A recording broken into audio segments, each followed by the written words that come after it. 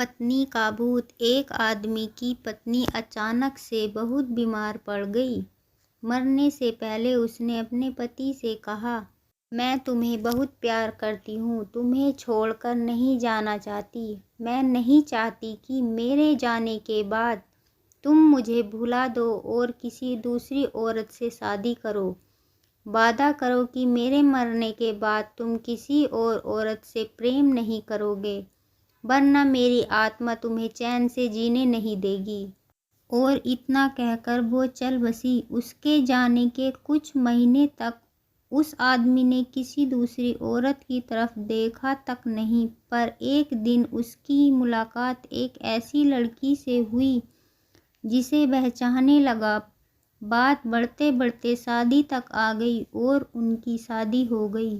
शादी के ठीक बाद आदमी को लगा कि कोई उससे कुछ कह रहा है। मुड़कर देखा तो उसकी पत्नी की आत्मा थी। आत्मा बोली, तुमने अपना वादा तोड़ा है, अब मैं हर रोज़ तुम्हें परेशान करने आऊँगी। और इतना कहकर वो गायब हो गई। आदमी घबरा गया, उसे रात भर नींद नहीं आई। अगले दिन भी रात को उसे वही आवाज़ सुनाई दी, मैं तुम्हें चैन से जीने नहीं दूंगी। मैं जानती हूँ कि आज तुमने अपनी नई पत्नी से क्या क्या बातें की। और उसने आदमी को एक एक बात बता दी। आदमी डरकर कांपने लगा। अगले दिन वह शहर से बहुत दूर एक जैन मास्टर के पास गया और उसे सारी बातें बता दी। मास्टर बोले, ये प्रेत बहुत चालाक है। बिल्कुल है, तभी तो मेरी एक एक बात उसे पता होती है।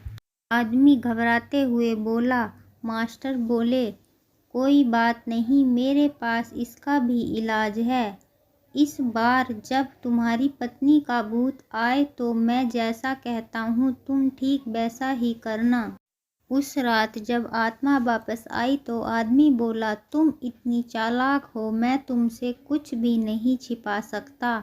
और जैसा कि तुम चाहती हो कि मैं अपनी पत्नी को छोड़ने के लिए भी तैयार हूँ, पर उसके लिए तुम्हें एक प्रश्न का उत्तर देना होगा। और अगर तुम उत्तर न दे पाई तो तुम्हें हमेशा हमेशा के लिए मेरा पीछा छोड़ना होगा। पत्नी का भूत बोला, मंजूर है, पूछो अपना प्रश्न। आदमी ने फौरन जमीन पर पड़े हुए सारे छोटे छोटे कंकड़ अपनी मुट्ठी में भर लिए और बोला, बताओ मेरी मुट्ठी में कितने कंकड़ हैं। और ठीक उसी समय भूत गायब हो गया। कुछ हफ्ते बाद वो एक बार फिर से जैन मास्टर के पास उनका शुक्रिया अदा करने पहुंचा। मास्टर, उस भूत से मेरा पीछा छुड़वाने के लिए जीवन भर आपका आभारी रहूँगा। आदमी बोला, पर मैं ये नहीं समझ पाया कि आखिर उस प्रश्न में ऐसा क्या था कि एक झटके में भूत गायब हो गया। मास्टर बोला, बेटा, दरअसल कोई भूत था ही नहीं। मतलब? आदमी आश्चर्य से बोला, हाँ, कोई भूत था ही नहीं।